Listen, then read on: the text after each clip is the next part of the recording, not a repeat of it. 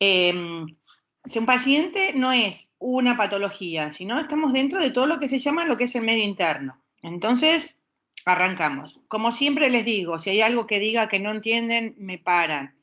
Si creen que cuando yo estoy hablando ya todo esto ya lo sabemos, me dicen, profe, vamos un poquito más profundo. Si hay algo que, o sea, lo que ustedes quieran, me frenan, ¿sí? ¿Qué quiere decir esto de homeostasis? Por acción coordinada de todo lo que tiene que ver con hormonas, con todo lo que tiene que ver con nuestro sistema vascular y con el riñón, nosotros mantenemos un equilibrio durante todo el día. ¿Qué quiere decir el equilibrio? Nosotros no nos levantamos igual a la mañana, a las 3 de la tarde estamos iguales, a las 10 de la noche estamos iguales, no somos un compartimiento estanco. Por dos motivos. Primero, porque en nuestro interior hay un montón de hormonas y acciones que van sucediendo, y además porque vivimos en un medio que compartimos con el exterior, con el cual la cantidad de sodio, de potasio y de líquido que tenemos se va modificando durante todo el día porque está todo el tiempo adaptándose para mantener este equilibrio. El agua total, o sea, nosotros somos agua, ¿sí? Entre el 50 y 75. ¿Y por qué tanto, profe? Es mucho entre 50 y 75. Porque va cambiando de acuerdo a la edad, al sexo y al contenido graso del individuo. Cuando uno es chiquitito, en los recién nacidos, el 75 a 77% es agua. Después va bajando esa proporción en los niños y estamos bueno, yo estoy en la parte de adultos, ustedes no, son jóvenes, entre el 50 y el 60 de nuestro peso corporal es agua. En las mujeres es un poquito menos del porcentaje por los depósitos de grasa. Dentro de ese 60%, vamos a poner 60-65% que somos agua, ¿cómo está distribuido? El 40% de ese, dije, 60% está dentro de lo que es el intracelular, ¿sí? O sea que el 2/3 del agua corporal total está dentro de la célula. Y el 20% está dentro del extracelular, ¿sí?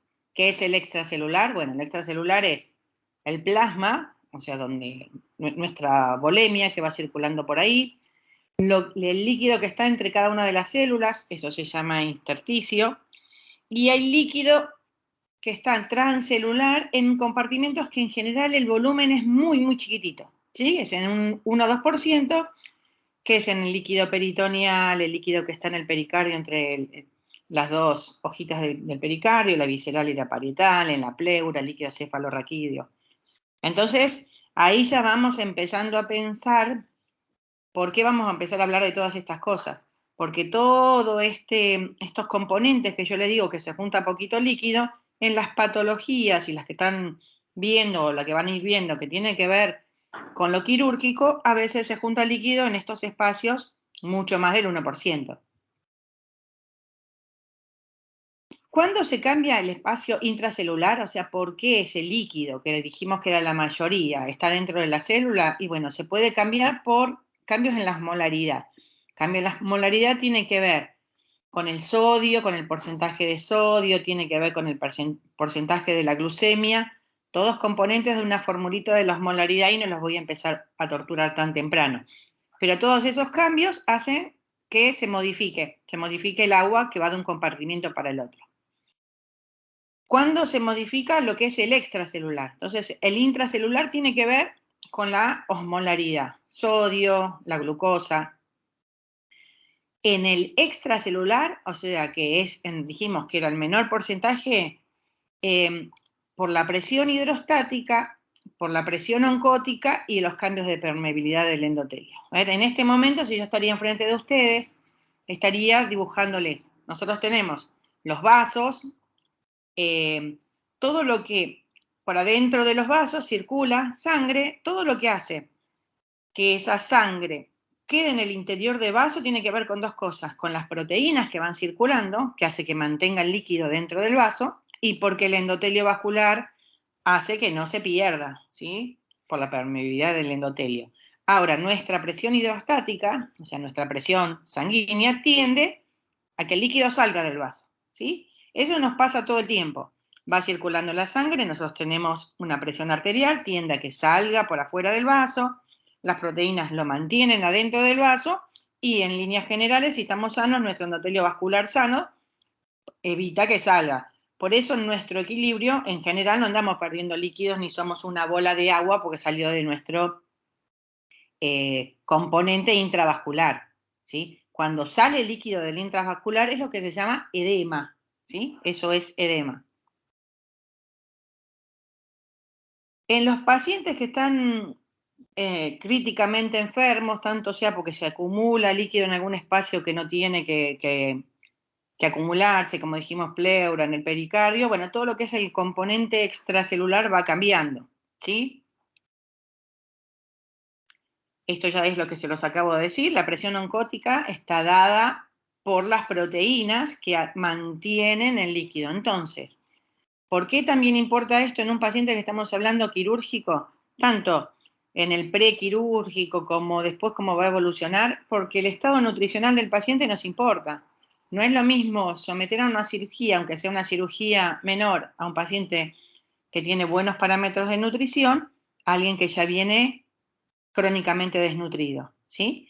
Porque todo líquido que uno le va a pasar se va a ir a los espacios y va a generar edema. Así que por eso también es importante en los pacientes. En el paciente que va a estar durante tiempo prolongado por alguna cirugía, nosotros fundamentalmente nos tenemos que preocupar por su nutrición, porque si no tiene proteína, no va a mantenerlo, no solamente va a mantener, o sea, ahora en este momento estamos hablando del líquido en los vasos, pero tampoco va a poder evolucionar bien ninguna cirugía si no hay buen nivel de proteínas. El movimiento, lo que va pasando con los líquidos es, va pasándose agua del compartimento donde está de menor de concentración al de mayor para tratar de equilibrar, ¿sí? Hay en algunos compartimientos donde las partículas pueden pasar, depende de la barrera y de la membrana, y en otros, para poder pasar una partícula de un lado al otro, tiene que ser en contra del gradiente, y no sé si ustedes se acuerdan de Arti2, cuando se veía todo lo que quiere decir la despolarización y de las células del miocardio, no sé si lo tienen ahí en el cerebro, que cuando necesitamos tener un gradiente para que se pueda disparar, pasamos potasio para un lado, sale el calcio para el otro. No sé si lo recuerdan, pero eso es activo y requiere que se consuma energía. ¿Qué regulamos? ¿Cómo regulamos el agua? Fundamental para regular todo lo que tiene que ver con el ingreso de agua es la sed, ¿sí? La sed está regulada en el hipotálamo, ¿sí? En nuestro centro en el cerebro, y eso es en nuestra mayor defensa para que, si nos estamos quedando bajo de líquido, poder complementarla, y si estamos con mucho sodio, o sea, hipertonicidad, que tiene que ver con el sodio y tiene que ver con la glucemia, ya le dijimos, la osmolaridad. Si estamos en cualquiera de estas dos situaciones, nuestra sed, en nuestro centro vamos a tener sed y vamos a incorporar agua. Bueno, ¿qué nos pasa en esto de los pacientes quirúrgicos? A veces los pacientes pueden tener el centro de la regulación de la sed bien, pero no le podemos dejar tomar agua porque está recién operado, porque va a entrar a quirófano, porque está operado de nilio y no le podemos dejar que tome agua. Así que es muy importante, aunque no pueda tomar agua, preguntarle a los pacientes si tienen sed, ¿sí? Eso es para el ingreso, ¿sí? Para el ingreso de líquido. Y lo que es fundamental para nuestro egreso de líquido son los riñones. Fundamental para el egreso de líquidos, también para todo lo que tiene que ver con la excreción de el sodio y el potasio, y con algo que no vamos a ver ahora, para no confundirlos mucho, pero con todo lo que tiene que ver con lo que es el sistema ácido-base de nuestro organismo. Profe, Sí, entonces no pueden tomar agua los pacientes antes de la operación. no, algunos pacientes no, o sea, sí, ¿Cuánto tiempo? si a un paciente se lo va a operar, aunque sea, no sé, de algo que es una cirugía mínima, pero va a llevar anestesia general, nosotros no le podemos dejar que tome agua, porque todo lo que esté en el estómago que esté lleno tiene posibilidades de broncoaspirarse, con lo cual no le podemos dejar. que tome agua. Con el cual, si el paciente tiene sed, para eso usamos las vías que les pusimos y le pasamos líquido por ahí. Si un paciente sale de una cirugía las primeras 3-4 horas, y es una cirugía también menor, hasta que termine de eliminar todo lo que tiene que ver con la anestesia, y tampoco puede tomar agua, bueno, ahí nos preocupamos por pasarle más líquido. ¿Se entiende? Sí. No tiene que ver con toda la patología, solamente el tubo digestivo. Estamos hablando de cualquier patología que sea quirúrgica. Cuando antes de ingresar al quirófano no tiene que tener su estómago con alimento y con agua tampoco, aunque el agua se absorbe mucho, mucho más rápido que lo que son los alimentos. Hay el riñón, dijimos, entonces para ingresar líquido porque nos falta líquido, porque estamos deshidratados, o porque nos sobra sodio, o porque nos sobra la glucemia, la tenemos muy alta, tenemos el mecanismo de la sed. Y para eliminar líquidos y electrolitos tenemos nuestro riñón, ¿sí?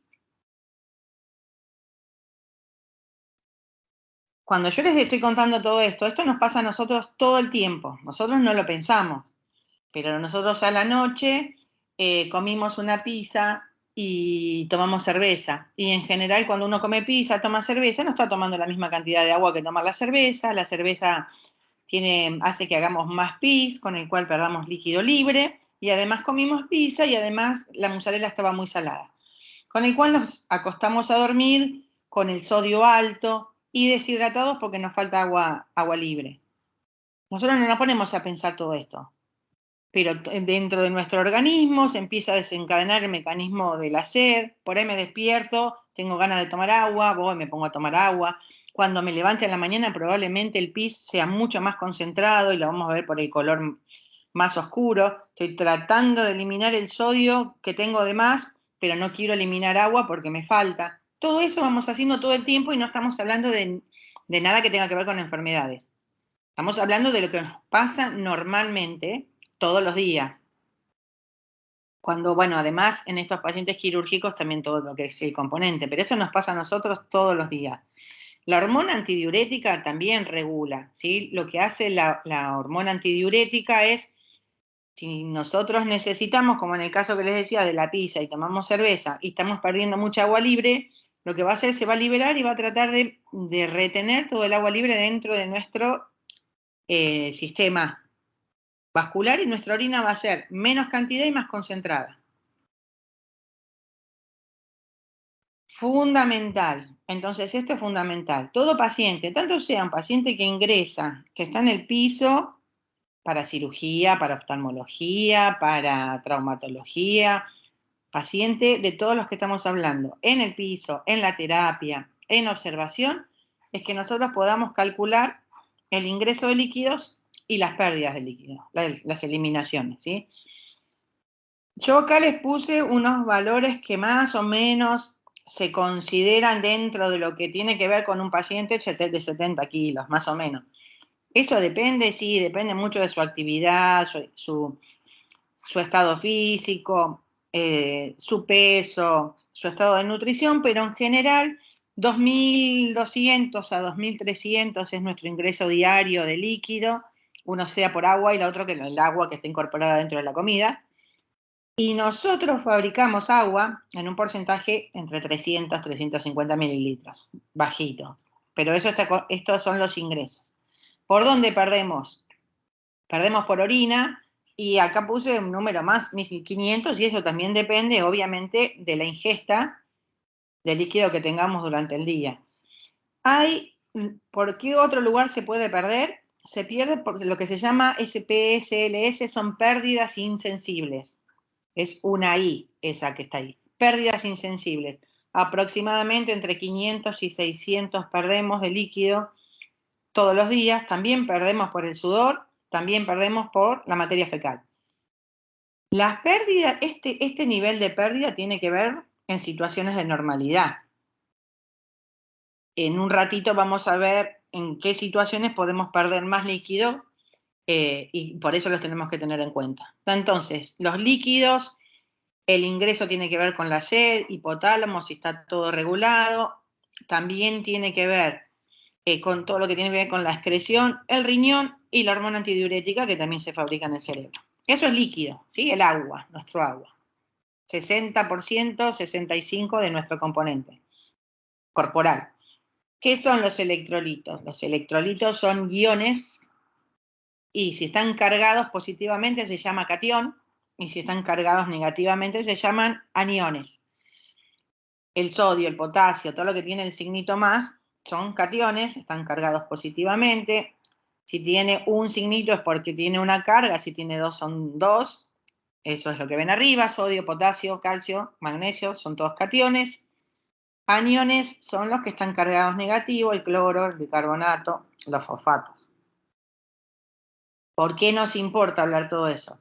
Sobre todo nos importa, y ahora hablamos del sodio, porque nos maneja el cambio de líquido de un compartimiento al otro, ¿sí? Es fundamental el sodio, no el potasio. El potasio tiene otro tipo de importancia, ¿sí? Entonces nosotros vamos a ver hoy agua, sodio y potasio. El sodio es el catión que se encuentra en mayor proporción en el espacio extracelular, ¿sí? Extracelular. Entonces está fuera de la célula. Dijimos que el agua en mayor compartimiento está dentro de la célula y en menor extracelular, por eso es tan importante, ya que el sodio está en el extracelular, ese poco, o sea, el 20% del líquido que está en el extracelular se maneja mucho de acuerdo al sodio. El sodio se incorpora a través de lo que es la dieta y se excreta por el riñón, pero también se puede excretar por la piel, por la sudoración. Eso, sudoraciones, estamos hablando de hace calor, estamos en un ambiente muy calefaccionado, pero también si uno hace ejercicio pierde sodio, si uno tiene fiebre pierde sodio, si uno está estresado pierde sodio. Y bueno, obviamente cuando hay temperaturas altas. Entonces, se incorpora por la dieta, se excreta por el riñón y por la piel. Mayor proporción por el riñón. Esa es nuestra mayor proporción. Ahora, ¿importa conocer los otros mecanismos? Sí, importa, pues yo tengo un paciente que está internado, no tiene acceso al ingreso o sea, no está comiendo, no tiene acceso a tomar agua y además tiene 39 de temperatura todo el día, hey, nos tiene que importar. Y esto del estado emocional, no es solo estado emocional, ay, estoy contenta, estoy triste, estoy nerviosa, estamos hablando de situación de estrés. Todo paciente que va a ingresar o que está primero que está con alguna enfermedad o con alguna dolencia, está liberando hormonas del estrés. Así que por eso también es importante. ¿Estamos hasta acá? ¿Los tengo? Sí, profe. Bien. Dijimos entonces que el sodio es el principal catión, que es extracelular, y eso, hablando ahora del sodio, tenemos una concentración normal de sodio, que está entre 135 y 145, en algunos libros puede encontrar hasta 150, entre 135 y 145, eso es nuestro nivel de sodio normal. ¿Cómo lo mido yo? ¿Cómo sé cuánto sodio tengo?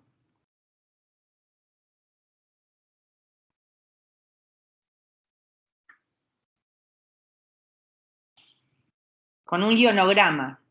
Por eso es muy importante a un paciente que ingresa, por cualquier motivo sea, dentro del laboratorio que le pido, pedirle un ionograma, que me va a medir el sodio. De ahí me voy a fijar.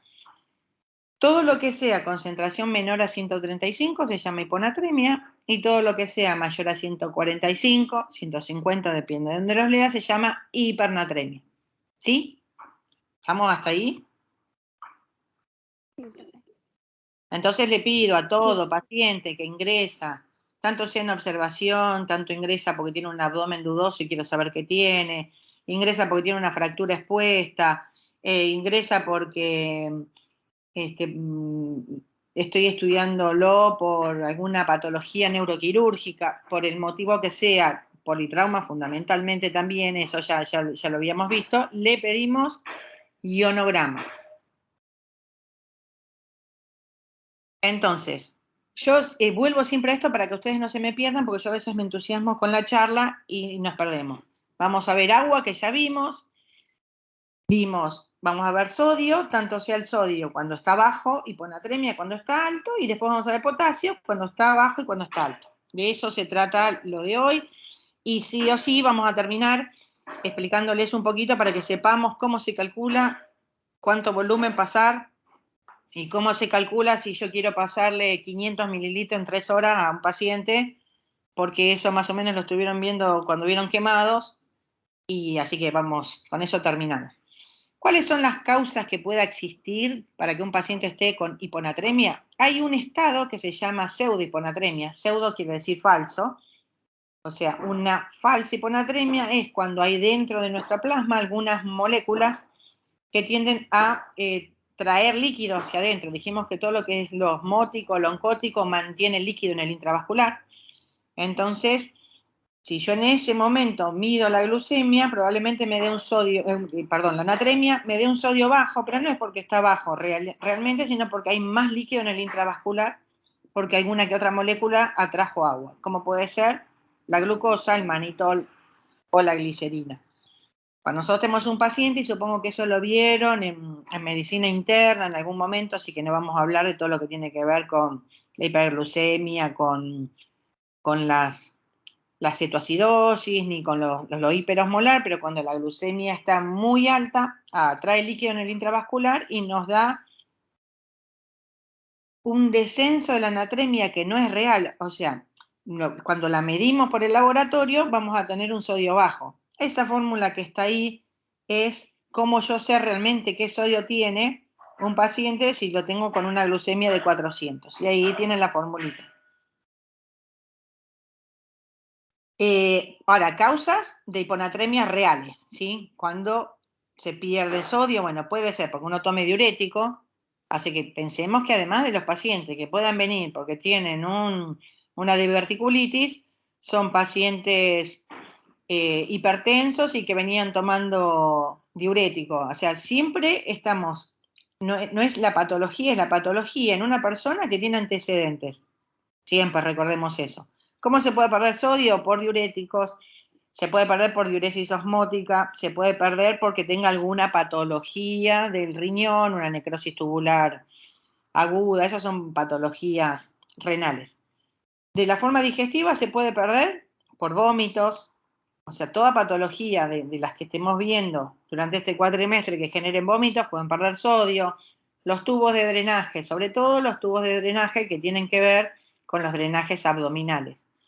Las fístulas, toda situación de obstrucción intestinal o de diarrea, también se puede perder sodio. Y dijimos que por piel se puede perder sodio por sudoración, se puede perder por fiebre y en el paciente quemado, que ustedes ya son expertos en pacientes quemados.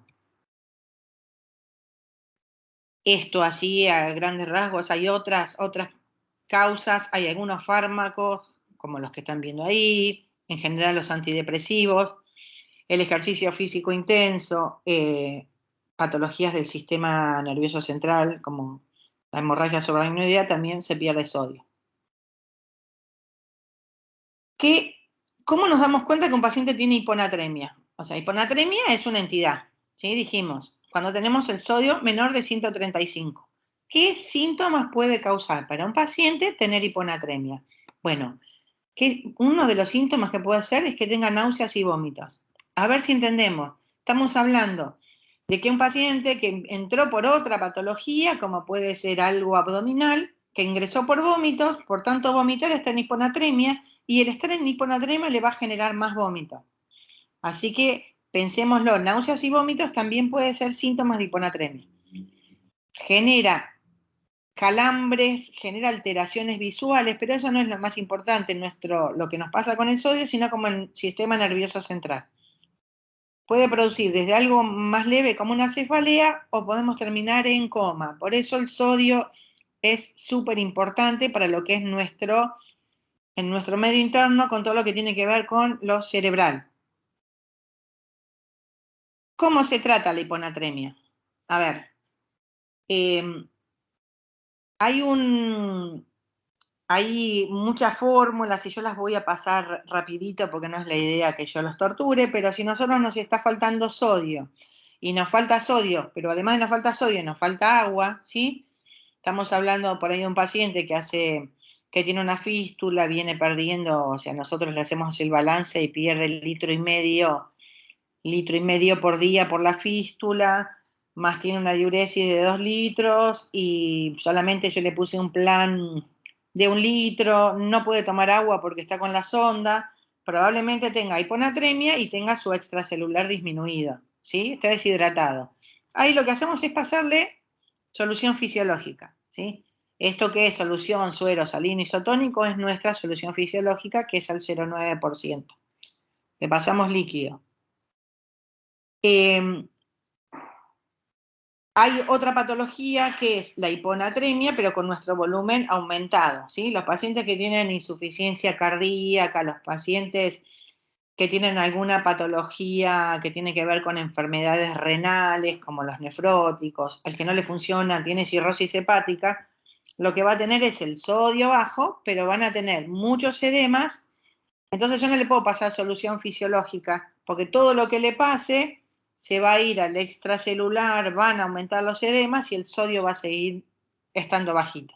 Igual acá nosotros no nos centramos mucho porque esto son todas patologías que tienen que ver no con lo quirúrgico, sino tienen que ver más con todo lo que es medicina interna. Pero para que ustedes sepan, en estos pacientes, si nosotros le sacamos los líquidos y le sacamos la sal, va a mejorar su sodio. Se los cuento porque no puedo no decir que un paciente que está edematizado, tiene insuficiencia cardíaca, tiene un problema renal, viene con 120 de sodio, no es el tratamiento pasarle solución fisiológica. Se lo voy a restringir. Y como vuelvo a decirles desde el principio, recuerden que un paciente que tiene una peritonitis además puede tener una hipertensión arterial, puede tener cirrosis, los pacientes no vienen con una sola patología. Eso es la hiponatremia. ¿Qué es hiponatremia? Sodio arriba de 100, pueden ver, insisto, en algunos libros 145, 147 o mayor de 150. Causas, bueno, porque no tenemos una dificultad en todo lo que tiene que ver con la hormona antidiurética, con el cual no podemos retener agua libre, se pierde, entonces empieza a aumentar la concentración de sodio en el intravascular. Porque se pierde mucho agua, ¿sí? Por el riñón, el diurético también pierde sodio, pero a veces pierde más agua libre que sodio, se puede perder mucho líquido por todo lo que tiene que ver lo extrarrenal, la temperatura, porque tiene que ver con el paciente quemado, porque tiene que ver con ejercicios extremos, ¿sí? Por eso podemos tener más sal que agua. El paciente que está lúcido, lo que dijimos que va a tener predominantemente es sed, ¿sí? Es sed. Ese es nuestro mejor aliado. Bueno, ustedes me van a decir, profe, pero no todos están lúcidos. Bueno, no todos están lúcidos. Y en eso estamos de acuerdo y manejamos niveles de laboratorio. Pero se los digo acá fundamentalmente porque a veces uno se olvida preguntar al paciente. Porque lo ve que tiene una sonda, porque sabe que no va a poder tomar agua, pero no le preguntamos si tiene sed. Fundamental. A veces, bueno, se pierde por todo lo que tiene que ver con lo que ya dijimos, pero el cuadro clínico, además, al paciente se lo puede ver con diarrea, se lo puede ver sudoroso, pero volvemos a lo más importante con el sodio, tanto sea bajo como alto, los trastornos neurológicos. Trastornos neurológicos. Entonces recordemos siempre que un paciente, no sé si ustedes vieron, supongo que sí, pero en general es una charla que siempre daba el doctor Panigadi, Cristian Panigadi, es como uno evalúa a un paciente con protocolo de coma cuando ingresa a la guardia, ¿no? Todas las causas que pueden hacer. A ver, y una de las causas que puede haber un paciente que ingresa en coma y no sabemos qué pueden ser las metabólicas, y acá tenemos el sodio, tanto alto como bajo, y la glucemia. Cuando tenemos un paciente con hipernatremia, dijimos que cuando era hipo le pasamos volumen solo y con eso sube, y si era hipo con un intravascular y con edema, se lo restringimos. Acá lo que tenemos que hacer es, obviamente, como toda patología, corregir la causa, corregir la osmolaridad primero y después normalizamos el volumen. Algo que,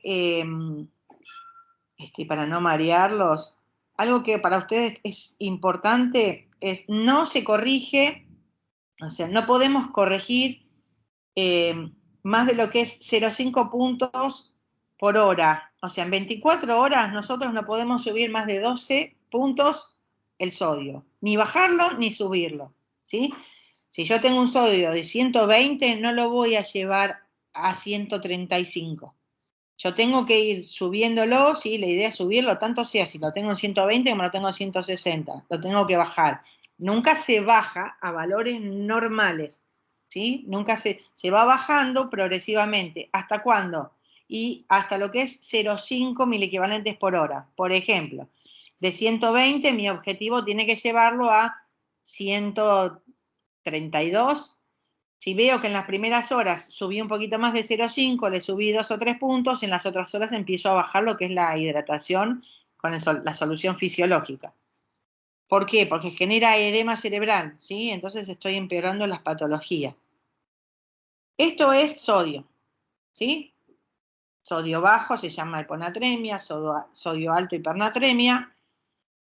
Se corrige con aporte de líquido y sodio, solución fisiológica que tiene las dos cosas, líquido y sodio. Si tiene demasiado, primero trato de ver cuál es la causa y después le aporto agua libre. ¿Cuál de en nuestras posibilidades se puede pasar agua libre en paciente? Bueno, si el paciente está lúcido, todo su tubo digestivo no tiene ninguna complicación, le alcanzamos una botella de agua, ¿sí? Que el paciente tome y lo regula por su sed. Esa es la forma de un paciente que está lúcido. En general no son la mayoría de nuestros pacientes, que puede ser que estén lúcidos, pero no lo podemos dejar tomar agua.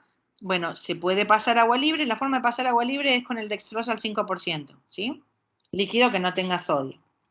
Nosotros de los líquidos que usamos es el dextrosa. ¿Estamos hasta ahí con el sodio?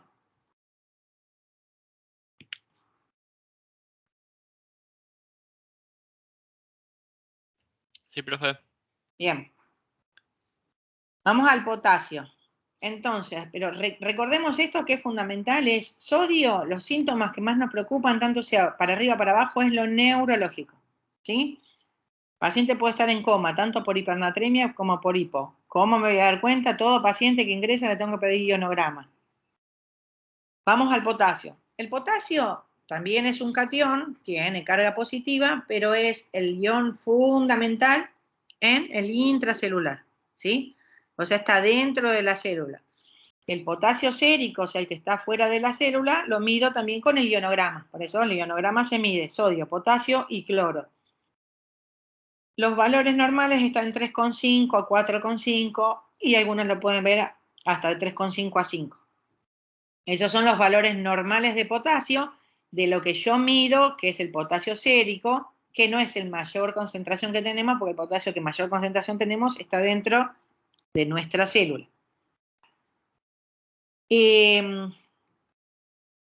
Todo lo que tiene que ver con la concentración sérica del potasio tiene efectos sobre el músculo cardíaco, ¿sí? Por eso nos es tan importante para nosotros, no solamente en el músculo cardíaco, sino en lo que tiene que ver con el músculo liso y el músculo estriado, con el cual paciente que tenga, ahora lo vamos a ver, pero tanto alto como bajo, vamos a ver sobre el músculo cardíaco que puede producir arritmias, y en el músculo liso, si es un paciente en posquirúrgico y lo tenemos con el potasio muy bajo, puede persistir en ilio, y la causa de ese ilio no es que la cirugía está mal, sino es que yo no le estoy aportando potasio, por eso lo tenemos que recordar. Y en el músculo estriado, estamos hablando de un músculo fundamental para nosotros, como el diafragma, para poder respirar, con el cual el potasio alto genera arritmias y podemos terminar en un paro cardíaco. El potasio muy bajo puede dar paro respiratorio. Por eso le tenemos que pedir a los pacientes, no solamente cuando ingresan, sino después en el postquirúrgico y después en la evolución, el ionograma. El sodio para ver su cerebro y cómo se mueve en su cerebro y sus necesidades por el líquido, y el potasio por estas dos cosas que les decía. Potasio bajo es menor de 3,5, ¿sí? Puede ser leve, si es hasta 3, puede ser moderado, puede ser severo, una hipocalemia, así se llama el potasio bajo. Hipocalemia severa menor de 2,5 en sangre. ¿Cuáles son las causas? ¿Por qué podemos tener un paciente con hipocalemia? Bueno, por donde más se pierde es por lo gastrointestinal, ¿sí? Pacientes con diarrea, por ejemplo.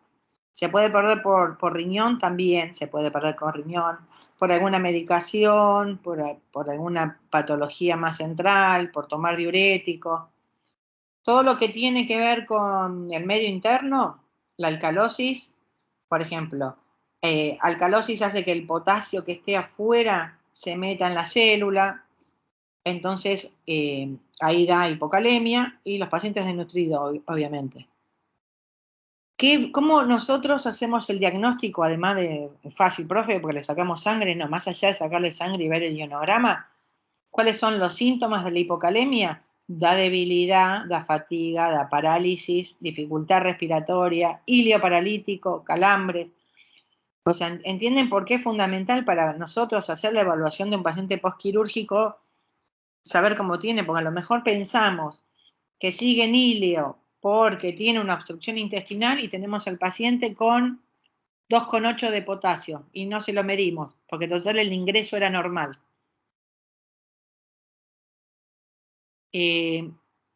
Estos son los niveles. ¿Cómo se trata al potasio? Bueno, si tenemos una hipocalemia, lo que hacemos es pasarle potasio por vía endovenosa, ¿sí? Siempre que vamos a pasar a un paciente potasio, no le podemos pasar más de 10 a 20 miliequivalentes hora. Si nosotros le vamos a pasar a un paciente, no se pasa en bolo, no le vamos a agarrar una ampolla de potasio y se la vamos a pasar, porque le vamos a generar el estado opuesto, una hipercalemia, y dijimos que la hipercalemia daba arritmia, la vamos a matar con una arritmia. Entonces, se indica potasio endovenoso entre 10 a 20 miliequivalentes hora y se mira en un monitor, ¿sí? Ahora después vamos a ver el tema de las horas y les cuento que normalmente las ampollas que nosotros tenemos en la mayoría de los hospitales, cada ampolla de cloruro de potasio viene con 15 miliequivalentes, ¿sí?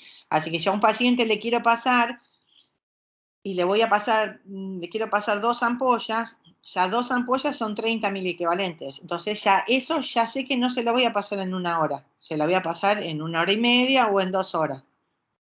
¿Estamos hasta ahí? Sí, profe. Sí, profe. Bueno, entonces vamos al otro, hipercalemia. Esto es fundamental siempre que les viene a ustedes una muestra con un potasio arriba de 5, ¿sí? Tenemos un potasio de 7, 8, 9. Lo primero que uno tiene que hacer siempre es repetir. ¿Por qué?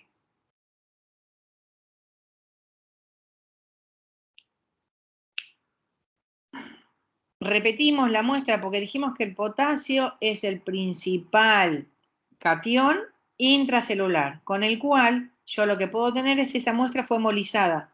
Y puede ser que se hemolice, sí, porque lo sacamos mal, porque no tenía el medio suficiente.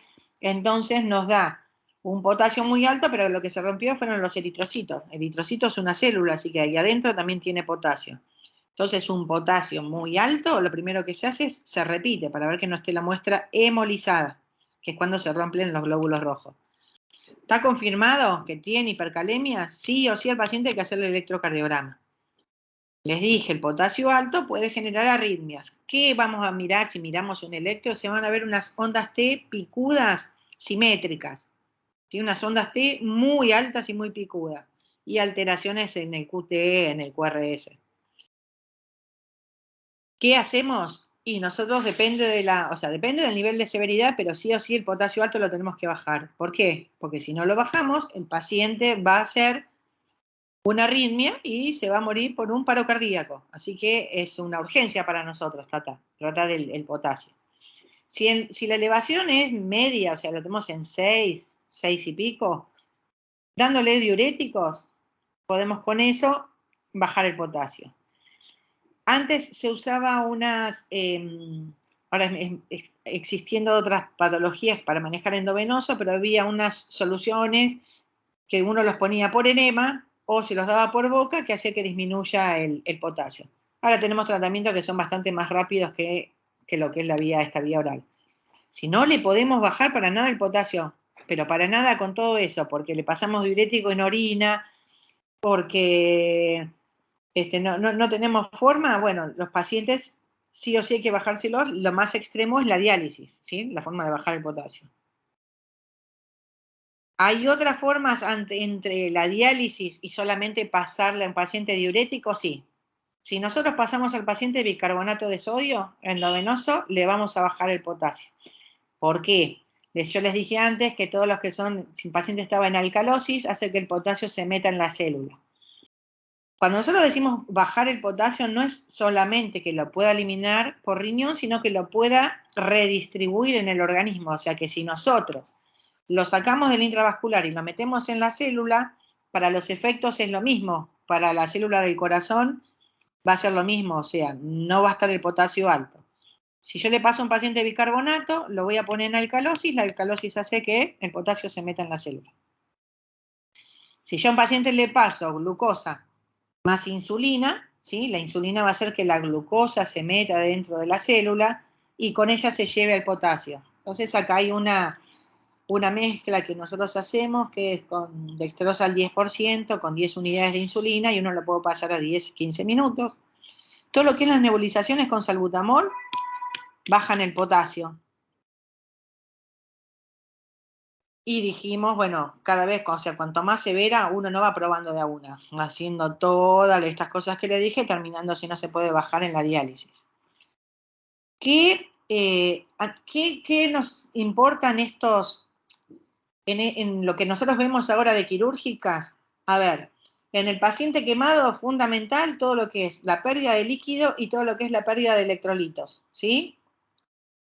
Sobre todo el tema de lo que se pierde el sodio por la piel y de lo que se pierde el líquido. Ahora, ¿qué otro trastorno que es muy importante que lo pensemos? Es la hipercalemia en los pacientes que tienen síndrome de aplastamiento.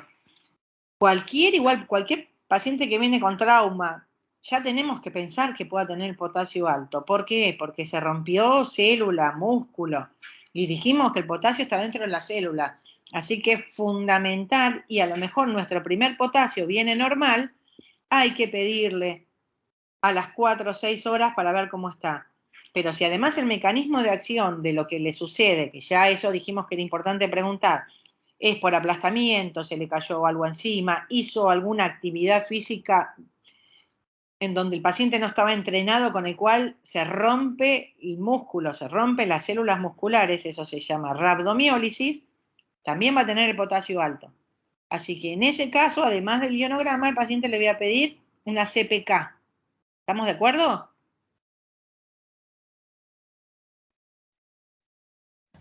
Sí.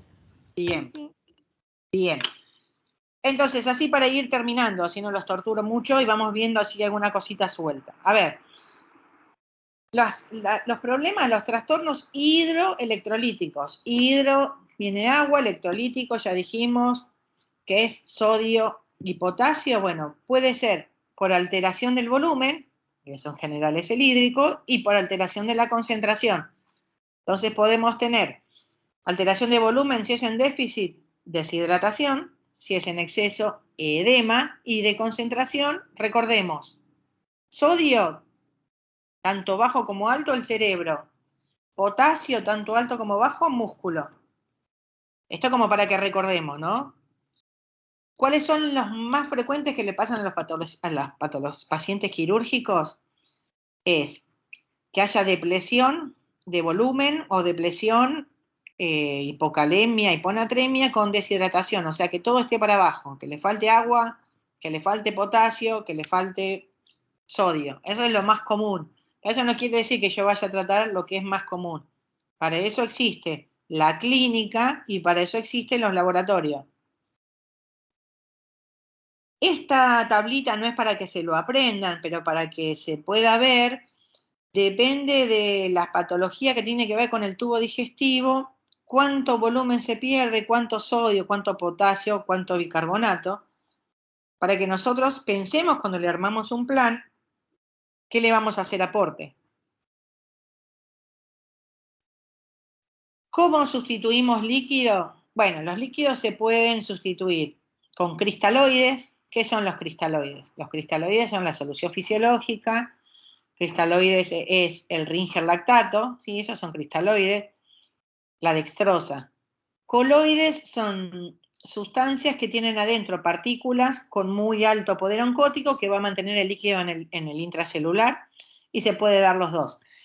Cuando nosotros vimos la parte de la C en la atención inicial del paciente politraumatizado, que era C, circulación con control de la hemorragia,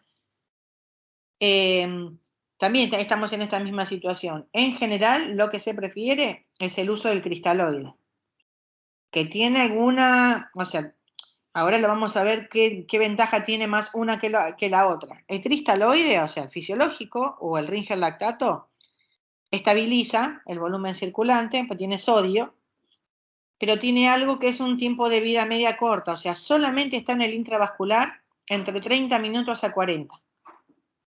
Ese es el tiempo que dura. Y después, ¿qué pasa? Se va al espacio intersticial, con el cual si tenemos un paciente que tiene por alguna circunstancia un tercer espacio, se llama, por ejemplo, líquido en la cavidad peritoneal, tiene muchos edemas, yo le voy a pasar líquido, va a mejorar su presión arterial, va a mejorar su hemodinamia, pero ahora sabemos que a los 30 a 40 minutos eso se pierde. ¿A dónde se va? Al espacio intersticial. Esos son los cristaloides. Los coloides, como tienen adentro partículas que son osmóticamente activas, van a retener el agua en el espacio intravascular, tiene un tiempo de vida más prolongado y estabiliza más al paciente. Con el cual ustedes van a decir, profe, entonces, ¿por qué no usamos coloide? Porque hay muchos estudios y está, o sea, a ver, el coloide, si uno toma un frasco de coloide, nombre comercial, les digo uno, no sé, Hemacel, Gelafundin, al lado de un Baxter de solución fisiológica, es muchísimo más caro, los coloides son muchísimo más caros. Y está visto en muchos estudios que no hay demostrado que tenga a lo largo una eficacia y una eficiencia que pasarle cristaloides. Por eso yo les decía que seguimos eligiendo los cristaloides, pasamos en el paciente politraumatizado, no tanto como pasábamos hace un par de años, que al paciente apenas ingresaba le pasábamos 2 o 3 litros, pero le seguimos eligiendo los cristaloides.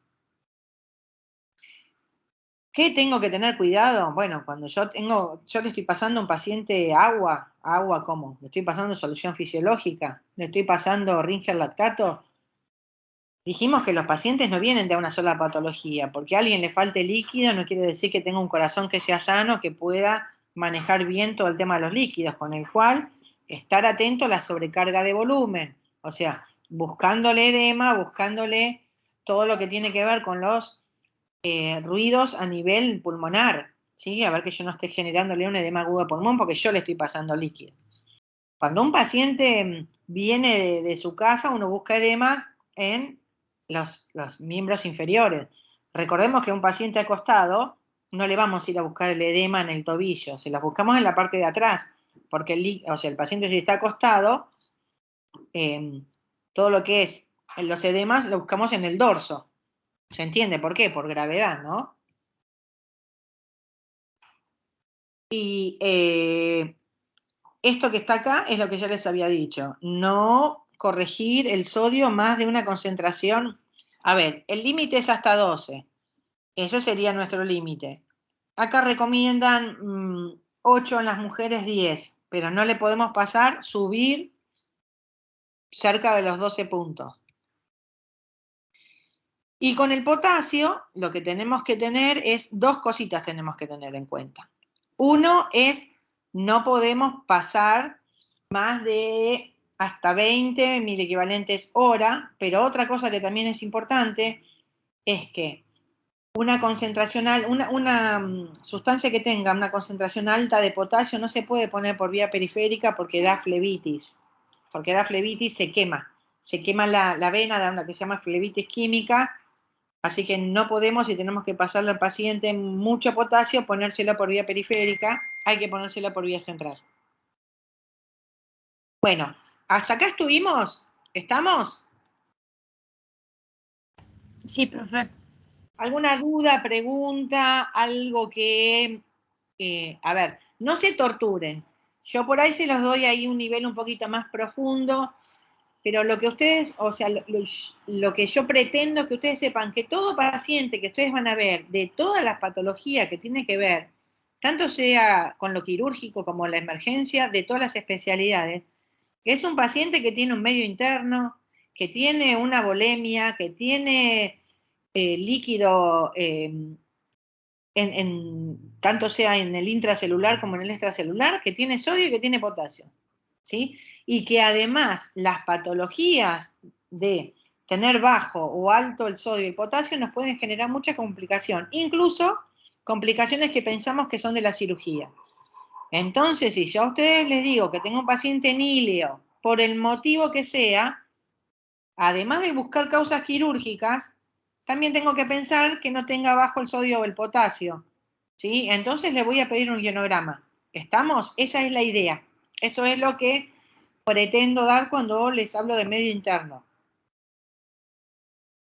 Hay algo que sí o sí nosotros tenemos que saber, es que si yo, cualquier sustancia sea, Ringer, solución fisiológica, potasio, dextrosa, 500 mililitros, si yo lo pongo a 7 gotas, siempre pasan en 24 horas. ¿Estamos con eso? A ver. Sí. Siempre que yo pase cualquier sustancia sea 500 mililitros, van a pasar a 7 gotas. A ver, si yo pongo, en vez de un frasco que tiene 500, hay algunos frascos que vienen de 1000, hay algunas bolsas que vienen de 1000. Yo le cuelgo al paciente un frasquito de 1000 de solución fisiológica y se lo pongo a 7 gotas. ¿Cuánto pasa?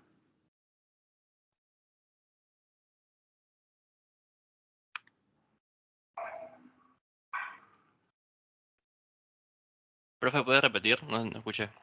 Sí, hay algunos, o sea, la mayoría de lo que nosotros estamos acostumbrados, los Baxter, vienen de 500.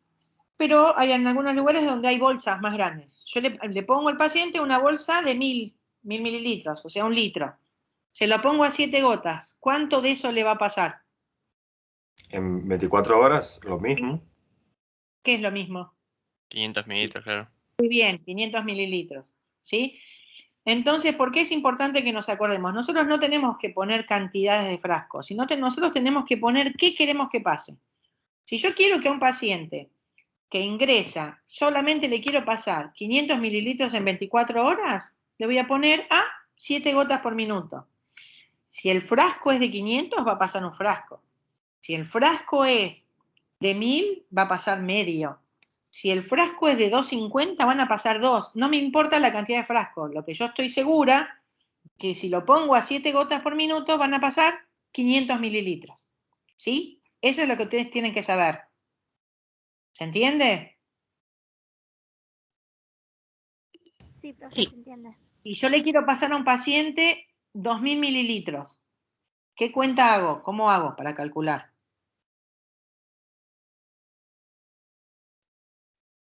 ¿Se acuerda cuántos Baxter se van a usar? Que sería, se usan 4. No, Baxter no hablemos de Baxter, porque por eso justamente uno no tiene que hablar de Baxter. Uno tiene que hablar del volumen, porque yo quiero pasarle 2 litros.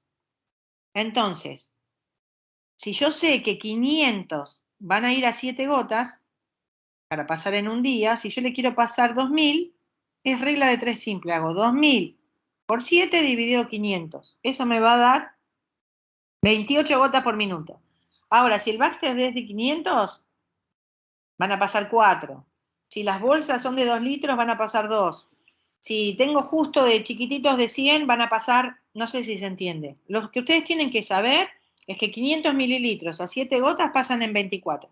Y después hago regla de 3 simple. Si yo le quiero pasar 1500, ¿a qué goteo lo pongo?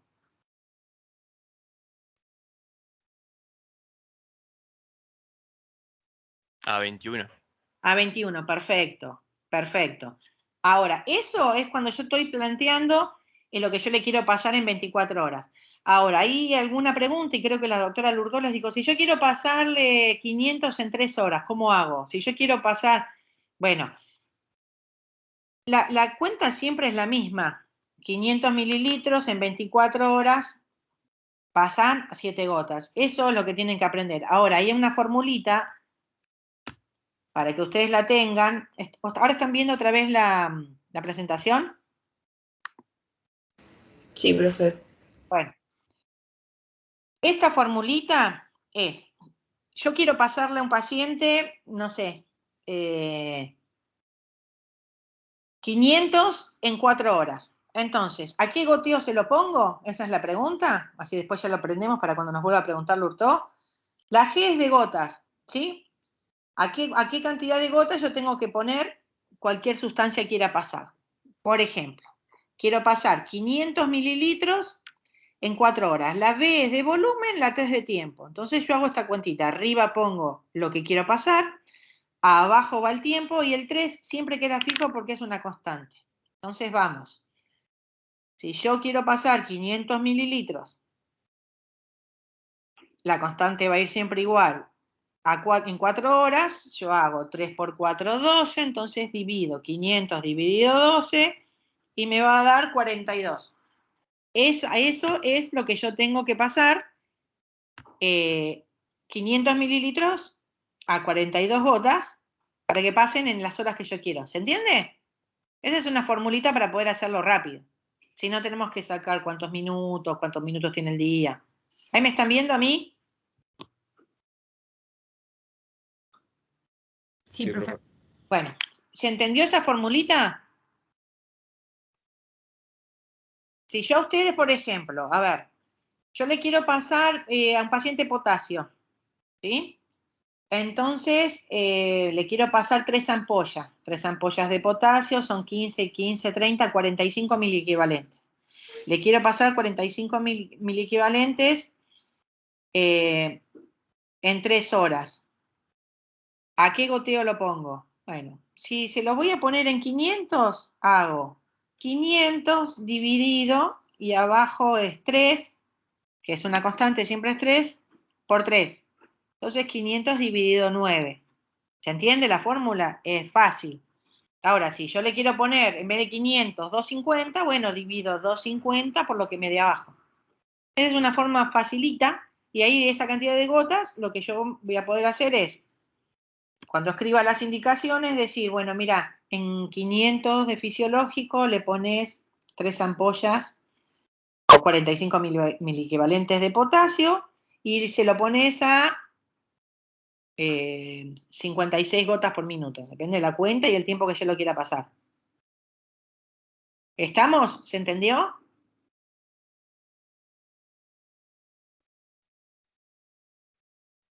¿O les compliqué la vida con las cuentas y la matemática? No, profe, se entendió. Bien.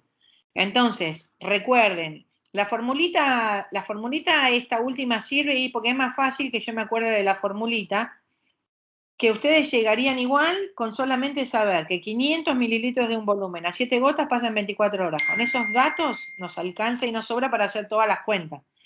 La formulita es resumido hacia todas esas cuentas. Pero si yo a ustedes les escribo o les hago una pregunta, obviamente que pueden usar calculadora, esa es la fórmula para saber si yo le quiero pasar 300 mililitros en 2 horas. Van a usar la fórmula. Si yo a ustedes les digo, vamos a hacer un plan para un paciente que tiene una fístula y le quiero pasar 2.500 mililitros. Bueno, si 500 pasan a 7, 2.500 mililitros, hacemos regla 3 simple. ¿Estamos? Sí, profe. No sirve Profe. para la carga de sodio, no sirve para hacer la carga de potasio, no sirve para saber si yo le quiero pasar 1 litro a alguien en 6 horas a qué goteo, no sirve para el quemado, no sirve para cualquier patología sea en la vida. Pero siempre, o sea, a ver, uno da por hecho que estas cosas uno lo sabe, pero la forma de saberla es cuando uno por ahí va a los hospitales y empieza a leer indicaciones, y a veces uno no le presta atención, con el cual es muy importante que uno sepa hacer las indicaciones. Cuando yo escribo algo, escribo para que se entienda, tiene que ser en un idioma universal. Entonces, yo no puedo ponerle pasarle 2 Baxter en 2 horas. ¿Por qué? Porque yo no sé si el Baxter que tiene el lugar donde estoy trabajando tiene 100, tiene 200, tiene 500, tiene 1000, vino uno nuevo que se inventó hace 2 minutos y es de 7 litros, yo no lo sé. Entonces yo tengo que escribir de una forma que me asegure que lo que le está pasando al paciente es lo que yo le quiero pasar. Entonces yo escribo lo que yo quiero pasar, por qué vía y a qué goteo. Y entonces estoy segura que tanto sea, va a pasar lo que yo quiero y que la persona que va a leer las indicaciones sabe lo que tiene que hacer. Entonces pongo, solución física, quiero hacer un plan, PHP, plan de hidratación parenteral. Pongo solución fisiológica a 28 gotas por minuto endovenosa, ¿no? Entonces yo me aseguro que se le van a pasar 2000 mililitros si hago la cuenta. Ahora, si los Baxters son de 1000, de 100, de 500, no importa. A esa forma siempre van a pasar 2 litros. ¿Se entiende por qué es importante? Y a ustedes el año que viene, cuando estén en la PFO, es muy importante todo lo que son las indicaciones y cuando el año que viene, a fin de año, rindan el ECOE y esté la TANA tomándoles el examen y ustedes vayan a tener que hacer la indicación, no me pueden poner pasar líquido, no pueden poner hidratar, no pueden poner antibióticos. Hay que empezar a poner nombre, dosis, vía, por dónde, cómo. ¿Se entiende? Sí, Sí, profe. profe. Bueno, pregunten.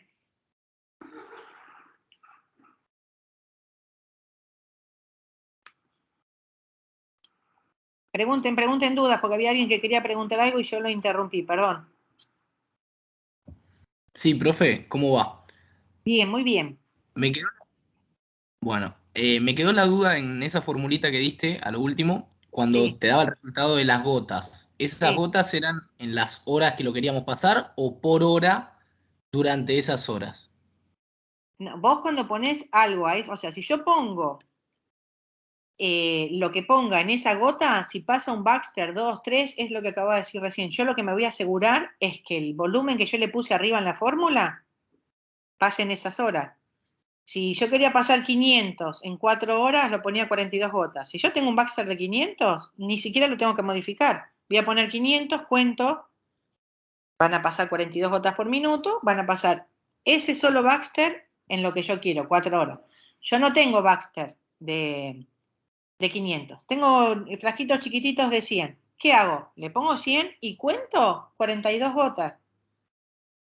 ¿Qué es lo que va a pasar? ¿Cuánto volumen va a pasar en 4 horas? Van a pasar 500. Nada más que el frasquito ese chiquito lo voy a cambiar 5 veces. Por eso no se pone por Baxter. Yo lo que al Perfecto. poner 42, me aseguro que van a pasar el volumen que yo quiero en el tiempo que yo quiero. ¿Se entiende? Entonces ese, sí, sí, pero el 42 es, cuando hablamos de 42 gotas, ¿es por minuto o por hora? No, por minuto. Por Cuando minuto, listo. cuando uno pone una guía, hay una partecita en la guía, una parte va dentro del Baxter, la otra parte va a la vena. Ustedes van a tener como un tubito donde ahí caen la gotita. ¿Yo qué hago? Cuento cuántas gotitas por minuto. Si caen 7 gotitas en un minuto, van a pasar 500 mililitros en una hora. Eso es lo que ustedes tienen que aprender. Excelente. Sí, sí, Gotitas por gracias. minuto. No.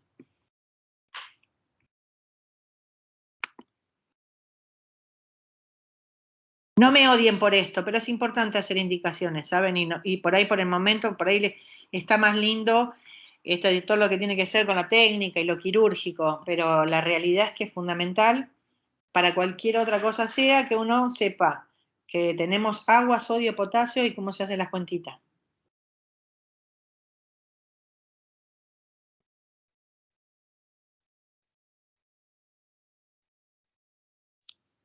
Bueno, ¿alguna duda?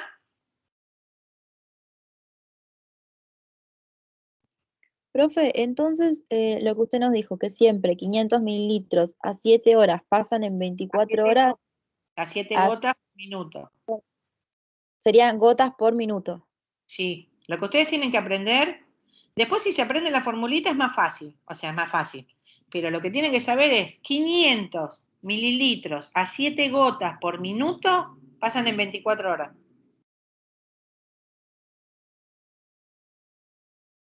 Listo, gracias. Yo igual después se las paso, el PowerPoint si quieren. Y, a ver, ahí nosotros, o sea, yo lo que podría subirles en lo que es tarea de acá de nuestro grupo, le voy a subir 5 o 6 como problemitas y estaría bueno que lo resuelvan y que, bueno, que si yo veo después que la mayoría, o sea, que lo hagan y estaría bueno, si yo veo que hay alguna cosa que no quedó, o sea, yo para hoy a la tardecita, mañana se lo subo, no le voy a poner un tiempo para entregar, pero por ahí estaría buenísimo que vemos a ver si se entendió o no se entendió. Así que yo después se los voy a subir en tarea para todos, ¿no? No se estresen, no es un examen, no les voy a poner que me lo entreguen para mañana a las 3 de la mañana, pero la idea es para ver si entendimos los de las cuentas.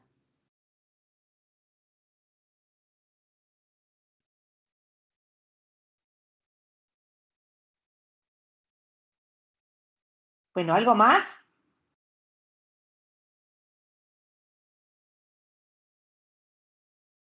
Los maté con los números, ¿no? Los maté.